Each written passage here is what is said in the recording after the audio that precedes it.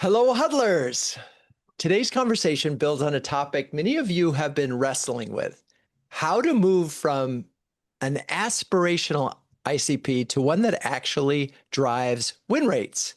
Drake Lenhan from Sitecore has been doing exactly that, combining data, operational rigor, and now AI agents to turn ICP into a practical growth layer. In our prep, it became clear that this isn't just about defining the ICP, it's about making it usable across marketing, sales, and the entire go-to-market engine. So first, I just want to welcome Drake and thank him for being here. How are you and where are you this fine day, Drake? Thanks, Drew. I'm in Dallas. Beautiful weather in Dallas, Texas. Really happy to be here. So thank you. Awesome. We're going to be in Dallas in May for a strategy lab. Very We cool. may have to get you there. I think that would be great. So, okay. Um, at this point, I'm going to turn the show over to you. You can start sharing your slides and we'll wait for you to pause when you're ready for questions. Awesome. Thanks so much, Drew. If you'll just give me the go ahead when you can see my screen. I can see your screen. Rock and roll. Perfect. All right. Rock and roll. Love it. So thank you for the time today, everybody. I'm Drake Lenhan. I lead market intelligence and competitive intelligence for Sitecore, which is the second largest DXP or digital experience platform company in the world. So I'm really excited to be here with you guys today. Glad to see some familiar faces on the call and new ones as well.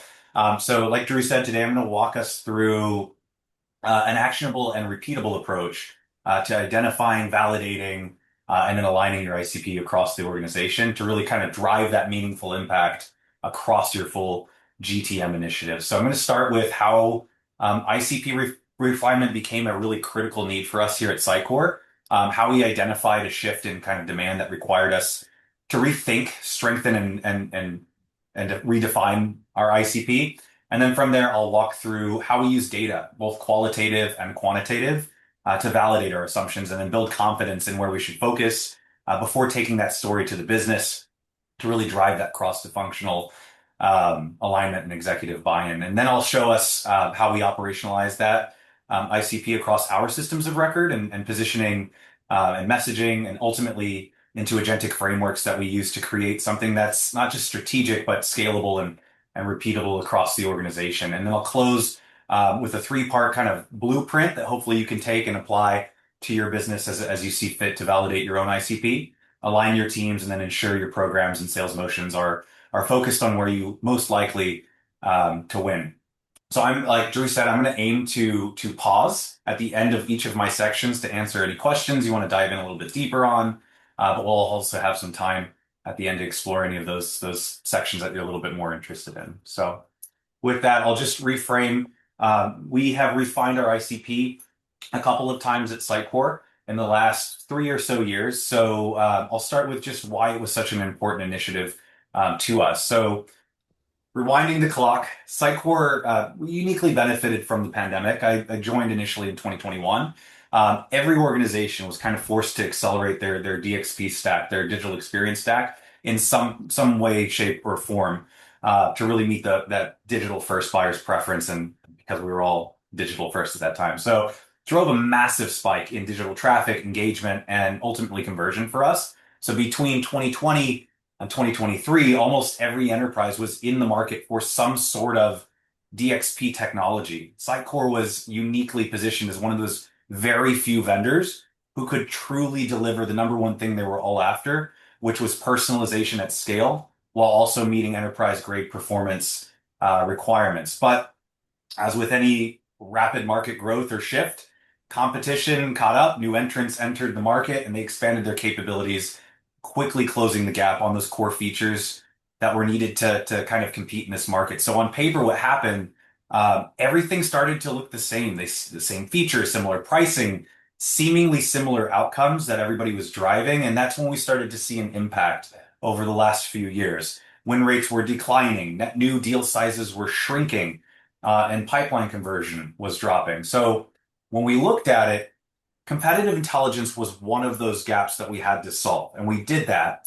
But the other issue was we weren't starting in the right places to begin with. So we were effectively, as the slide would present, trying to sell a Ferrari to the daily commuter who might have been an inexperienced middle class driver. So it looked great, but it wasn't the right fit for them.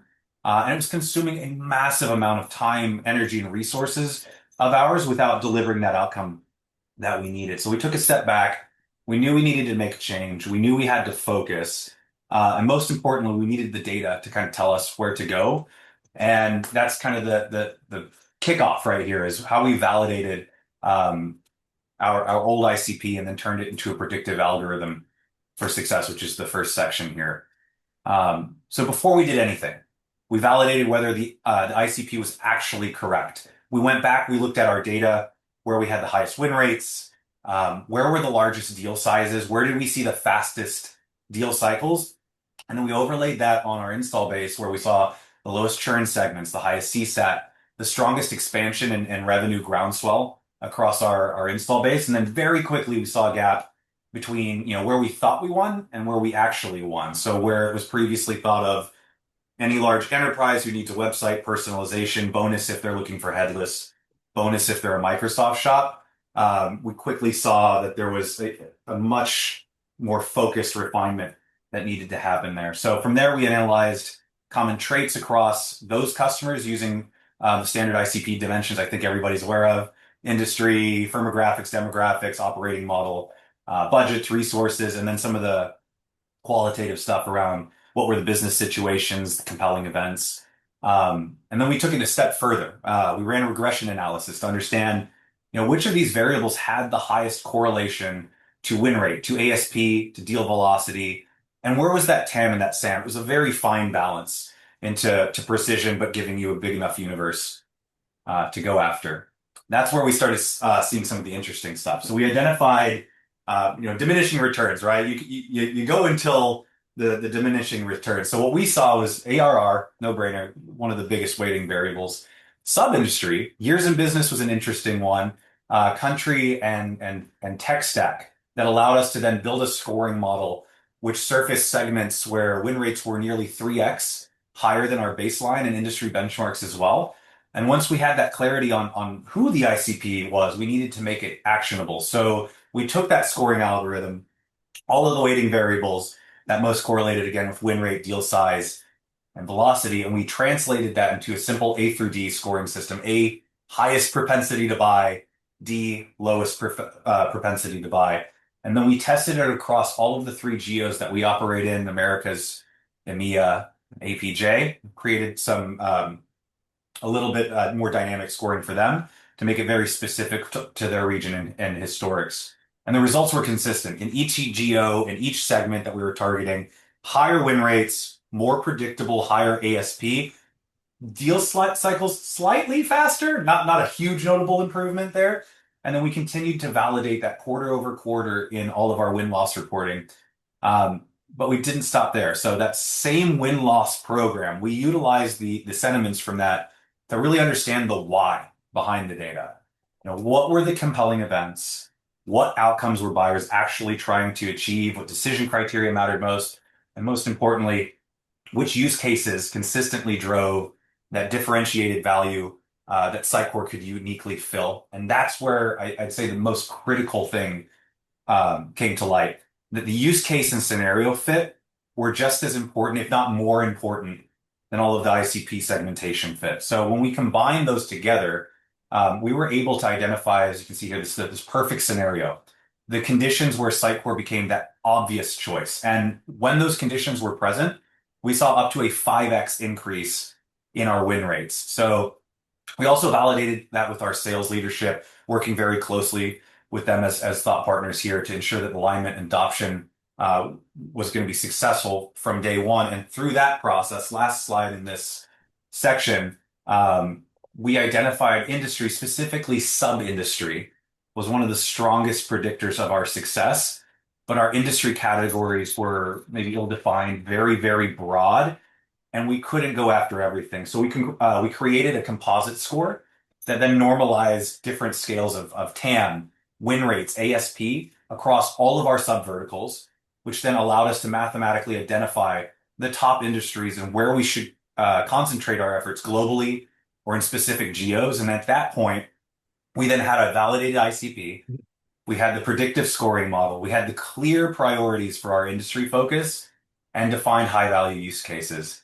So then the question became, great, we have this. How do we operationalize it across the business, which is the next section. So I'll pause here for any questions the team might have.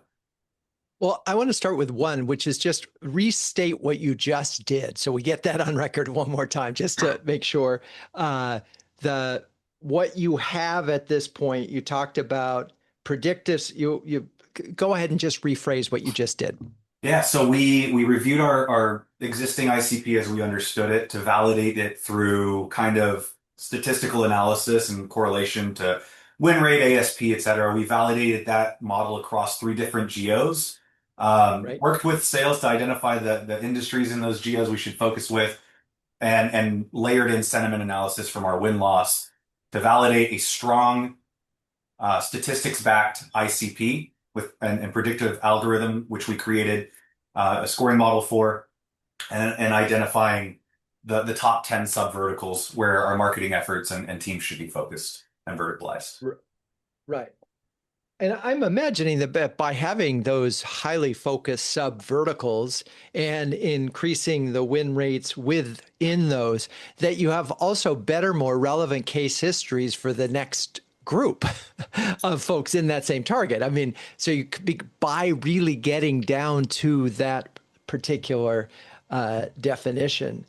I'm guessing now we may be early in this process to know that. No, we have just like you said, case studies, specific use cases, putting the vertical kind of jargon on all of it. We started doing all of that. Some of the newer stuff is how do we verticalize our sales teams around that? So creating vertical sales plays are new motions for us, but you're spot on. Okay. Alan, you have a question? Come on camera, join us. Yes, hello. Thank you, Drew. And Drake, great to meet you. So, a couple questions. You spoke a lot about win-loss rates, which is great. How do you balance gross revenue retention and net revenue retention? So you take a look at customers easiest to get, easiest to keep, and easiest to grow, and kind of triangulate those three. And then the second question is, once you've done all this work and you're achieving 5x times the win rates, how are you putting governance in place so your sales teams really focuses on those ICPs and great fits and not anything to make the quarter? Yeah, the second bit I will touch on in one of my sections. I'll give you a quick shout, which is stakeholder buy-in from the get-go is very, very important. Yeah. It's also a prominent lens in all of our win-loss reporting, so they see it.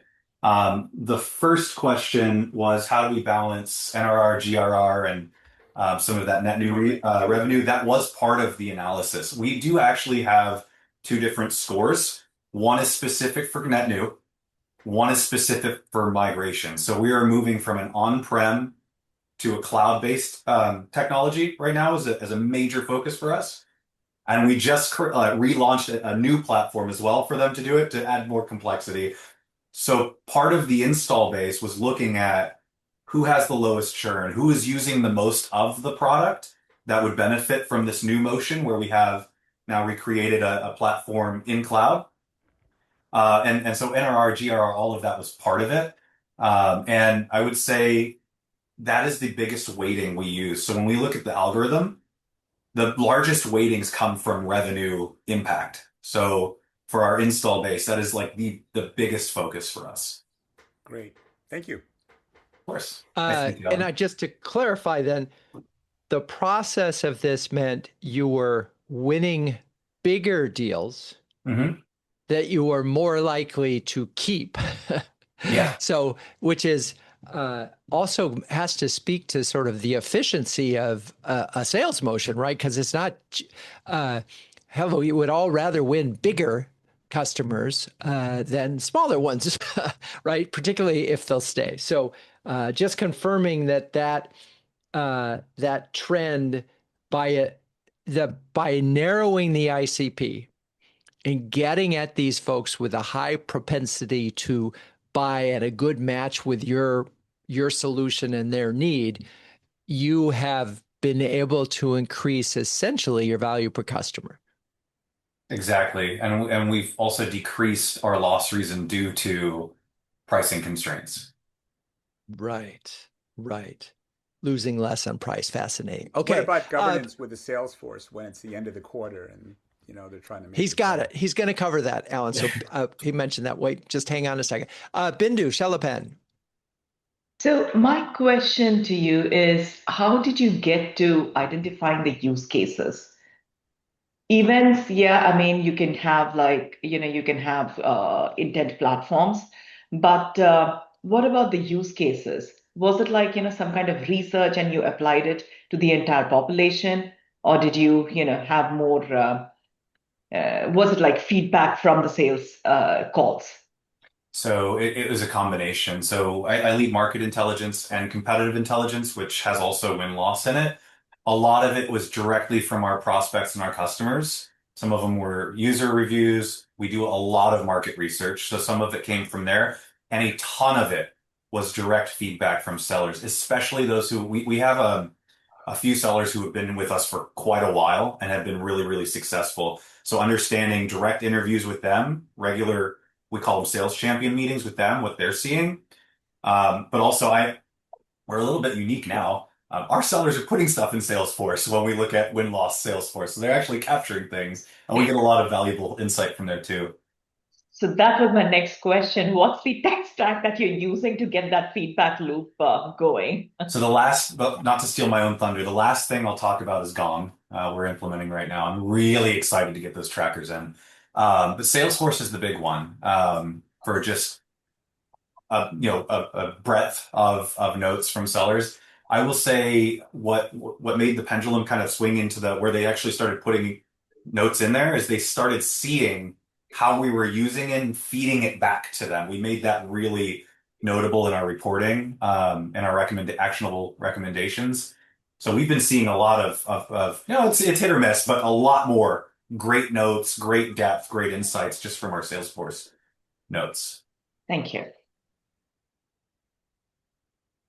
Okay. If there aren't any more questions, let's keep going. All right. Okay. So we have talked about validating the ICP, creating a predictable algorithm, and validating the industries. And now we've got all of that good stuff. Now, how do we actually use this? Turn it from a static artifact to an operationalized business tool. And so this is where I would say one of the most important things is cross-functional alignment became really, really critical. We brought in together stakeholders from across sales, from marketing, product, operations, and we didn't just present the model that we had created. We tied it directly to the business impact specific to their organization. So, what happens if we focus here versus where we are today? How will that impact pipeline, win rates, revenue? The one that got everybody's attention. What would your fiscal finish look like last year had you done this? And that got us really strong buy-in from our then COO, who is now our CEO, our chief marketing officer, and our chief product officer. And so from there, then we operationalized it. We embedded the scoring model into Salesforce. So every account had an ICP score when we created the algorithm.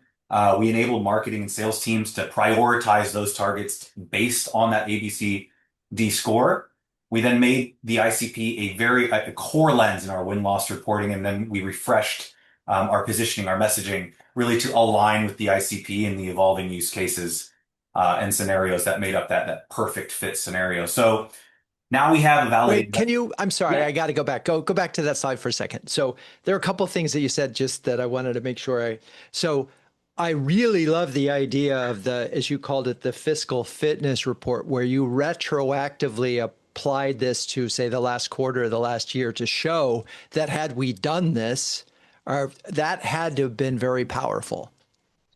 It's also what got our competitive intelligence program a lot of attention too, because we could literally point back to a specific competitor, call it Adobe or Optimizely. Right. If you were Audible ready, if you had this differentiation strategy and you did this motion, that would have been worth, call it, random number, €1 million in bookings last quarter from them alone. So it's very powerful when you speak numbers and you speak it related to like what they care about, which is in this quota. Right. There was one other point that I wanted to make that I think is fascinating, which is by tightening up the definition of the ICP, you were then able to sort of tighten your positioning and the subsequent messaging. And I am imagine that it goes all the way down to sort of the content that you created, because suddenly you could make it more relevant to a tighter group of people. Exactly. It fed into the messaging house, which then, as you know, cascades down into everything that we're building for specific personas. Personas were part of the work that we were doing also. So specific personas for specific product lines, and then the new lens, which is the subverticals. So very, very specific categorization. Right. Yep. And it's just interesting because putting a target and defining a target is not a new exercise. I think the newness of this exercise is the precision with which you were able to define the target and link it to actual sales as opposed to guesswork, which is a lot of, or wishful thinking. So anyway, continue. Awesome. All right. So now we had identified that and validated that ICP. We secured the input from across our business stakeholders and executive stakeholders, which was critical across the business. And now we operationalized our ICP in everything we did to take it from a static marketing artifact to a dynamic embedded operating model that pointed us in the right direction for each of our initiatives, from marketing, sales flows, et cetera, right out of the gate. And then, hot topic, we extended it further into AI. Wait, I'm sorry. Before you went to that, I want to make sure that you validated it, you created the composite scores, you embedded it in the CRM, then we got to real-time AI scoring, and the result was more predictive and a higher win rate. And operationalized, so sales can actually see it on their accounts. So feel free, anybody listening right now, to clap or say, hey, if I had this operating model with the results of the thing, would I be doing better than we are right now? If marketing could help drive such a model, does this feel like a very positive outcome? Thank you, Lisa, for jumping in there, saving me. But it feels like this is a really interesting approach. Okay, now let's get to the sexy AI agent component. Sexy AI agent component. So we built some Sitecore is unique. One of our core pillars is making AI our operating rhythms. So we have a lot of resources when it comes to Copilot and AI throughout the business. One of the things we saw quickly was I'll equate this to like Salesforce. A lot of people will use Salesforce, but people don't create in Salesforce. That's the Salesforce admin's job.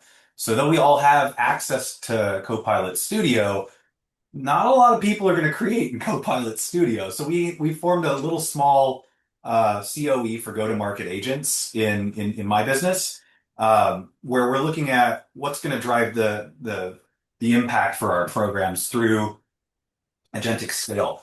The first one we built was the ICP agent. It evaluates things like account fit, use case and scenario alignment, messaging effectiveness, recommendations to improve win probability for deals in flight.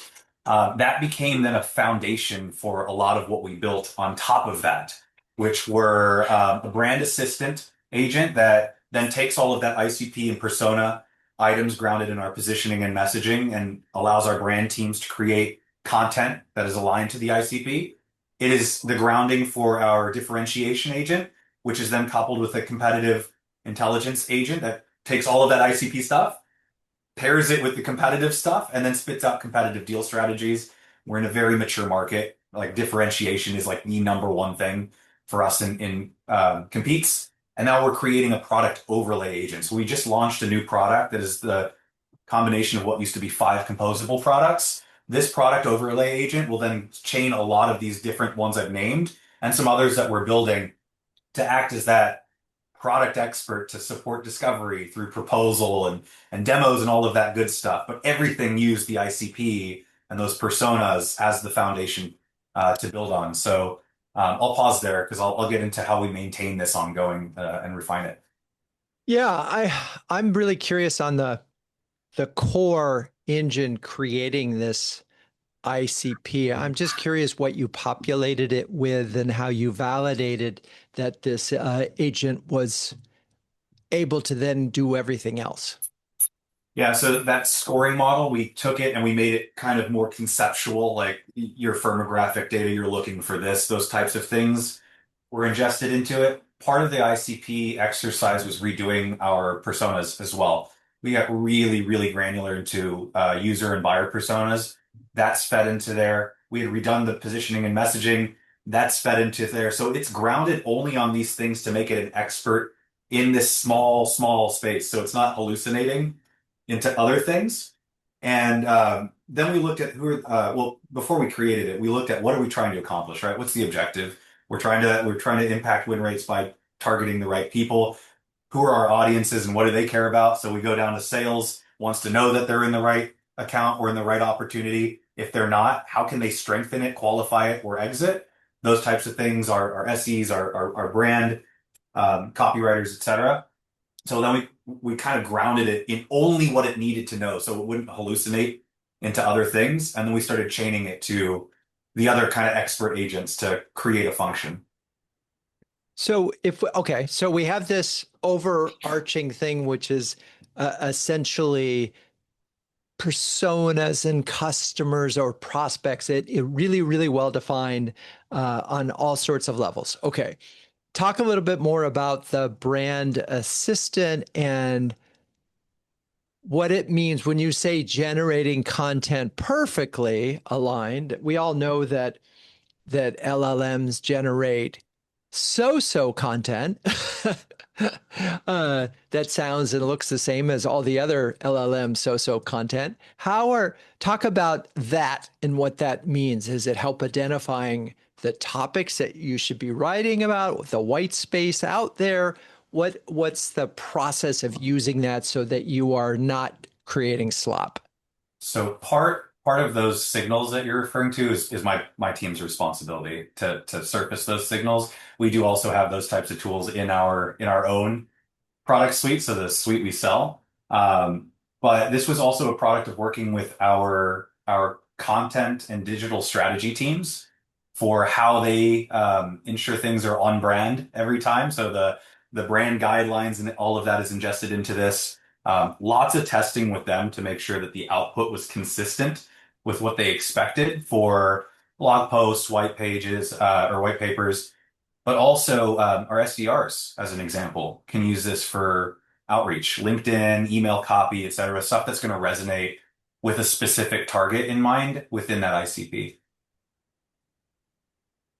Yeah, I'm going to just take a deep breath and just sort of imagine that the content that these things are only as good as the human eyes that are editing them. If you have weak editors who say, "Oh, that looks good," there's some of that that has to exist. That the human in the loop on this to judge it is got to be important. But I don't want to get dwelling on that. Let's keep going. The differentiator agent.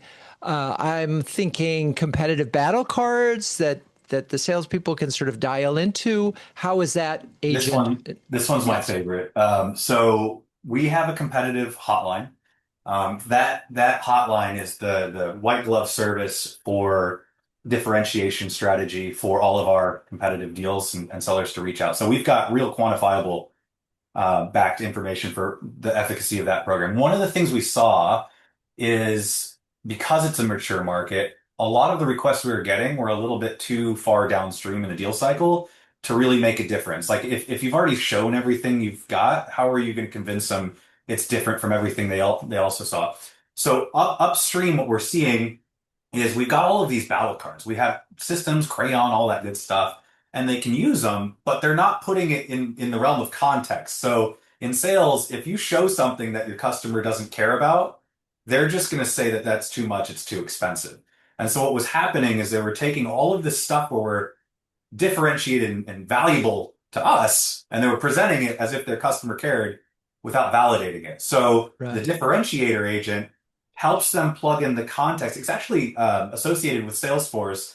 So Binda, this is another reason they're actually putting stuff in Salesforce is because it's linked to their opportunity. It pulls from the notes in their opportunity, and that's the context it's grounded on. It lets them know this. It asks for more context that might not be in Salesforce, and then it refers to our competitive repositories, battle cards, etc. And the output is consistent. It is a consistent formatted deal strategy. What is your objective statement? What are the discovery questions to lead you into value where you know your competitors are weak and to validate your customer cares? Once that's done, what should you showcase in the product? And all the way down to how you get to the kind of the next steps. So that's my favorite one. That's the one I Right. spent the most time personally on. And it's had hundreds of deals go through it since we've launched it. Which is so it gets more and more accurate as because you did talk about there's sort of a learning loop in this thing. It is interesting because that does prevent the sort of kitchen sink approach. Oh, well, we got this feature too. And it, because, yeah, but I don't care. So move on. Okay. So product overlay agent, what's that do? So if you imagine what a product overlay does, they are the expert on all things product. Technical, documentation, how do you position it in certain light, which you could probably guess some of the differentiator agent comes into play there. Roadmap, the technical documentations and comparisons, all of the things you would expect a product expert to do. It takes the grounding of the ICP agent, the differentiator agent. Now we're building agents about specific product sets. So we have, remember those 5 specific lines of products that are now incorporated into one. So it can source from the right product sets and the right use cases and produce the right, deal strategy, like actual deal strategies, not just the competitive strategy. Deal strategy, what discovery questions, even down to like mapping to the solution itself in the demo, how to demo that, what's coming up on the roadmap to be the next thing you want to kind of sell the vision of a long-term partnership. That one's in testing right now. We haven't deployed Okay. it, but it's chaining a lot of different agents for that type of output. And is the ultimate win, you've got this when a salesperson can actually respond to a kind of detailed technical question in almost real time. Because one of the big sort of fall apart parts of the buyer experience is you get to a salesperson and they ask a question that's technical, like, how does this integrate with so? And they don't really have a technical answer. So then you have to meet with a technical person and it just goes on and on. So does this enable salespeople to offer better product related answers? Is that the idea? Them and their solutions consulting team members, absolutely. The first one was when the first iteration of this, we launched our platform, Sitecore AI. I got to lead that launch in our symposium event, so that was great. The first thing we did there is basically creating a Sitecore AI agent.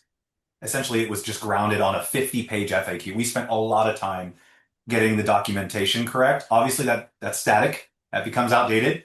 So what we've been doing in the background now is attaching it to the Confluence resources, like the dynamic resources that are always up to date by our product teams, by our SE teams, et cetera. So it's getting the latest and greatest information, and it's retiring the outdated information all at the same time. Interesting. Okay, keep going. I'm sorry. Yes. So I'm paused here for the next section. Do we want to? Bindu's got a question. I do. Go for it, Bindu. Okay, thank you. So to build the routing for the ICP, right? I mean, the brand assistant, all those agents are good. How are you actually structuring or architecting, sending it to the right, company, Repository. prospect? Yes. How Yeah. did you So architect that on Salesforce? So we work with our ET team, our enterprise technology team. Part of it is licensing and security reasons, but also part of it is because they're experts in systems. So I'll give you one of the differentiator flow. This agent doesn't connect directly into our Crayon repository. It can really only access SharePoint. So we're doing a daily sync into SharePoint folders to get the latest and greatest competitive intelligence every single day in there that it's sourcing from. So we work with the product teams and all of the teams that we need content from to understand where do they work out of. I'll say some of it gave us evidence that they don't, consistently work out of some place. So it's forcing function to actually get a little bit stronger in organization there. Then we work with the ET teams to make those connections to there. And then in studio, you have a lot of really, really solid prompt engineering that's going on in the background from my team to drive to those outcomes we're in our planning docs that we're trying to drive toward. So everything is leading up to those desired outcomes. Cool. All right. All right. Keep moving ahead. So we have all of our stuff. It's validated. Stakeholders bought in. We've put it into systems of record, Salesforce, CRM, marketing motions, the sexy agents, as Drew called them. Now we knew we couldn't make it static. We had to refine it ongoing because we know markets shift, technology and use cases evolve, buyer expectations change. So we built a continuous refinement loop. We run regular win-loss reviews with the field teams. We collect direct feedback from our sellers on ICP fit. We evaluate that feedback against our model and see if it improves the predictive accuracy. And when it does, we update that model. We update it in CRM, which then flows through all of our reporting, all of our targeting engine, all of our deal execution. And that ensures that our ICP stays dynamic and continues to be refined and improve over time. And so I'll say, I alluded to this earlier, but the next step for us is then to bring in real-time data. So we're implementing Gong trackers right now. I'm super excited about it. I've implemented Gong at 2 other companies. I swear I don't get paid by Gong to say these things, but brilliant tool. Love it. And we're going to be implementing those trackers across prospecting calls, discovery calls, and our demos. So we're capturing use case signals, buyer intent, key questions and patterns, all in real time that then feed directly into ICP refinement, win-loss analyses, and our AI agents. So we're moving from those periodic insights to that continuous real-time optimization. And that's the last piece I have for maintaining and refinement before going into kind of the blueprints of how you can take this and replicate it in your own business. So we want to. So let me ask you a question about, and this maybe goes back to what Alan was asking about the rogue. I'm imagining with Gong that because it's recording all these calls, it could probably very quickly identify, wait, this person isn't in the ICP. This is all wrong. This salesperson went off the reservation, so to speak. Is that part of this too? Is that, just knowing that Gong is listening, that maybe that will keep the salespeople aligned on target, or just a wonderful sort of early days, but that is the intention. That's the intention. So my motto, so I've been a sales manager, but my motto has always been what you do early on matters way more than what you do later on. I'll equate that to also bringing in the stakeholders early for the ride matters a lot more than doing all the work and saying this is what we're doing. Right. So I say that because everything that we're doing should be done before they enter a deal cycle or choose to qualify out early. Now we've actually just today, with my sales ops companion, we have integrated Gong with Closed, who is our win-loss provider. So we're getting 2 fronts. One, the Gong transcripts will then flow into my Closed win-loss interviews, and they will combine those. So my sentiment analysis is going to get so much more enriched with all of this real-time data. And then 2, it flows back into Gong. Which then the sellers can see and their managers can report on and sales ops can push. So yes, this is the intent where we're going, but we're just now getting everything implemented and in place. I just imagining this scenario where the ICP match and all the other things, the score is way up here and you lost. There must be sort of this, well, wait, we had everything was perfect here. How are you able to sort of when and that has to happen sometimes, right? Of course, yeah. Find those aberrations, whether maybe a competitor wanted it was the end of the quarter and they said they're just going to cut their cost in half and take the win that way. That happens. Yeah. I think maybe your question is like, how do you ensure they don't lose faith in the scoring? Well, yeah, deals get lost all the time. We lost a real deal, a real solid qualified deal with all of the right use cases to a competitor we know can't support any of those resources. Twice that I can recall, yeah, very, very recently, very high profile deals. One was to Wix, which, I mean, come on. And then Yeah. one was to another provider, I won't mention by name, but they are notoriously known to not be able to be used by anybody but developer personas. The Right. marketing team was seemingly leading the charge. So there's relationship aspects, there's politics, a lot of stuff you got to uncover. At the end of the day, it's the math behind it. The win rates are still much higher. You still have a much higher likelihood to win the deal. We show them that. You have a much higher likelihood to win a bigger deal, which gets you to your number quicker without needing more deals. And we're always reporting this back to those teams, but also when we have deals like that and we do a win-loss interview on them, we're looking through the lens of what did we do right? What did the competition probably do better? And what is that actionable recommendation we can take away to do better the next time? So this team is all over closed, which is our win-loss tool, getting in there, but it's also in our win-loss reports where we do readouts with the sales teams so they can see this. Nothing sucks worse than losing a deal that you know you should have won. But if you're doing it the right way consistently with the right target, it's kind of a no-brainer for us because the converse is much, much lower success criteria or probability.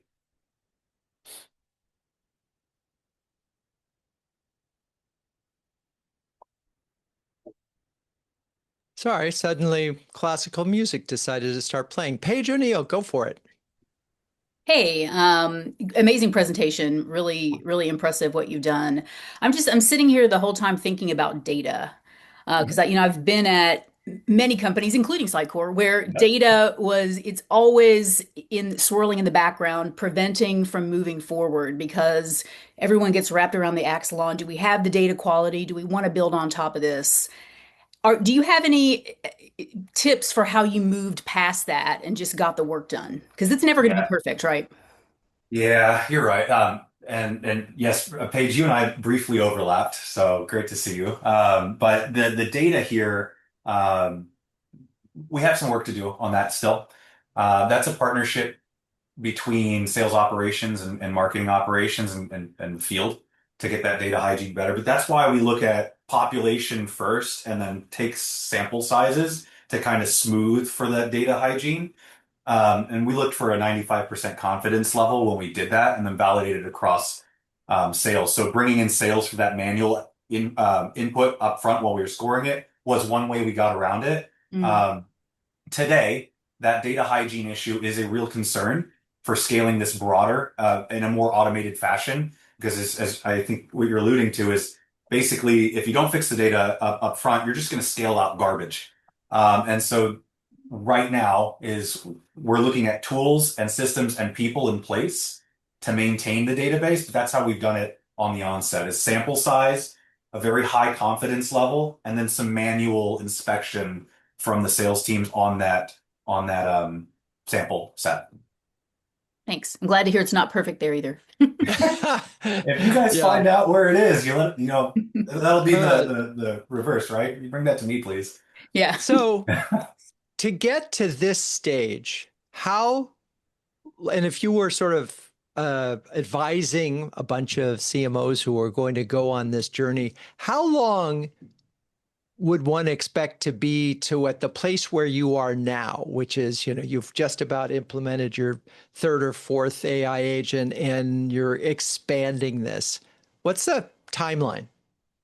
So the first time I've built this model in 3 different companies. I've worked for Vista Equity Partners for about 6 years. This is one of their playbooks that they run. If we have any Vista alums or somebody there, you're aware of VCG's approach.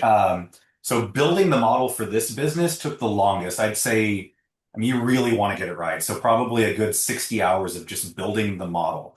The process from building the model to then getting it to where we are today, there's been a lot of movement in our business. So if I smooth for that and I extract that, I would probably say you're looking at 6 months. And that again, that's with working with the stakeholders to bring them along for the journey. It takes a little bit longer. Right. but then they buy into it. It actually works down the road. So about 6 months. Well, and it's funny, going back to Paige's point about the data, one of the things that struck me early on in this was that to make the business case, you needed that sort of fiscal check that you did where you would look at the previous deals. If you don't have good data to start with, even on that, you can't do that. So that it feels like a fundamental part of all of this is data hygiene is essential. Okay, Drake, anything else that you want to cover? The last slide I have is that kind of blueprint for what I would offer just as a recap and what you can do in your own business to kind of replicate this. Go for it. Right. Do we want to go to Bindu, or you want me to just wrap up? I go for it, and then we'll get to. All right. Okay. I've got you, Bindu. See you.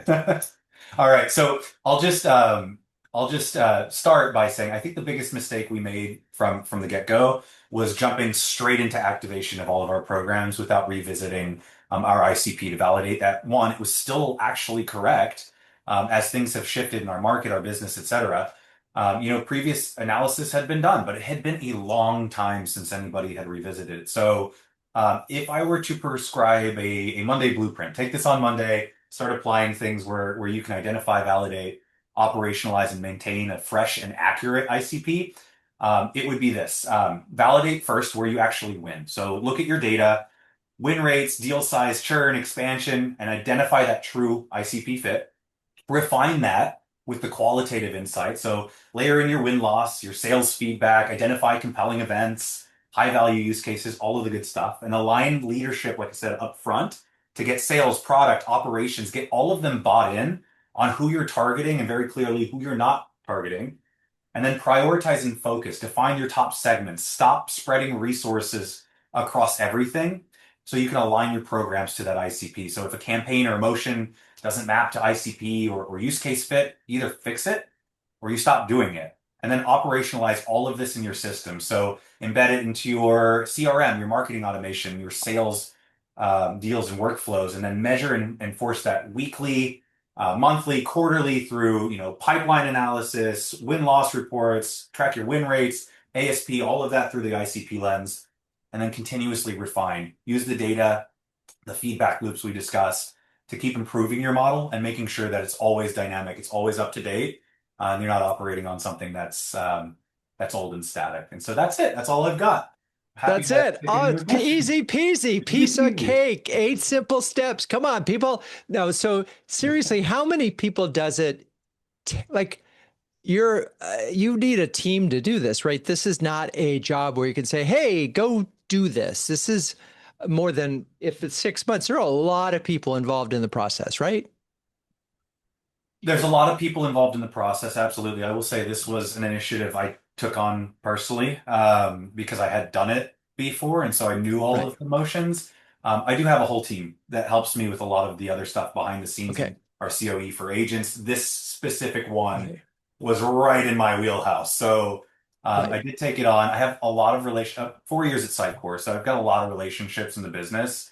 So it's sourcing them out to get some of the data points if I needed, but mainly to show what we found, how it aligns to what they care about. I'd say that, yeah. So we have to wrap up, and I think I want to get from you a couple of key takeaways, if you will, that you hope that the CMOs listening to this, or perhaps in the short video that we're about to record, that some key takeaways if you are going to go on an ICP refinement journey. What do you hope they take away from today's conversation? I would hope it would be this one slide here. 3 phases, 8 steps. But the 3 mistakes I have seen where this can fall down.